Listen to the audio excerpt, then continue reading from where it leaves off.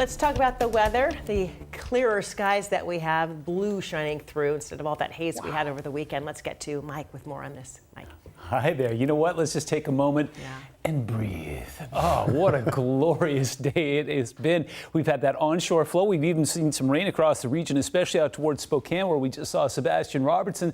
We are seeing a beautiful sunset shaping up across Bellingham Harbor right now. Wind coming onshore last night was fairly robust. Now it's backing off, just being a little bit breezy, but still bringing some welcome relief. In fact, as we take a look at air quality right now, a lot of green dots, especially across western Washington, and actually an enormous improvement across the eastern side of the state as well, where we had all of those purples and reds yesterday. So there's still some air quality issues in that direction, but things looking much better for the time being. We still have some of that onshore flow. In fact, some of that coming in southwesterly as we welcome a new system moving in. I want to give you a look along the entire west coast right now. Still seeing the remnants of Hillary moving up the coast there, and some monsoonal flow coming off the Gulf of Mexico, bringing showers all the way up and down the coast. Now, we've got a low pressure system sitting off the coast. You can see that center of circulation still just a little bit offshore there. What it's doing is bringing some welcome rain into the region. In fact, as we zoom in and we take a look off towards Olympia and the southwest interior, some of those showers moving in towards Tacoma and up towards Des Moines here in the next little bit. Some of that moving into Seattle a little bit later this evening.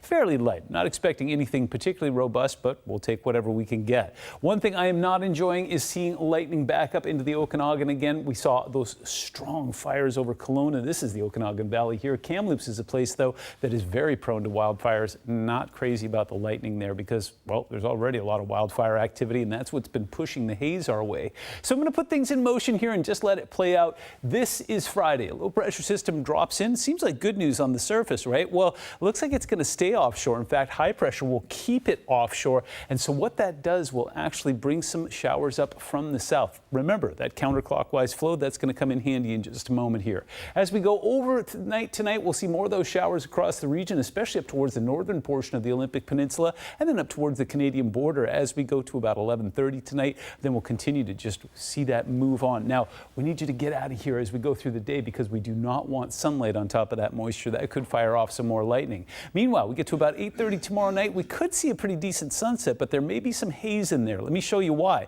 As we go into Friday, boom, there it is. We start to see that flow associated with that low coming up from the south.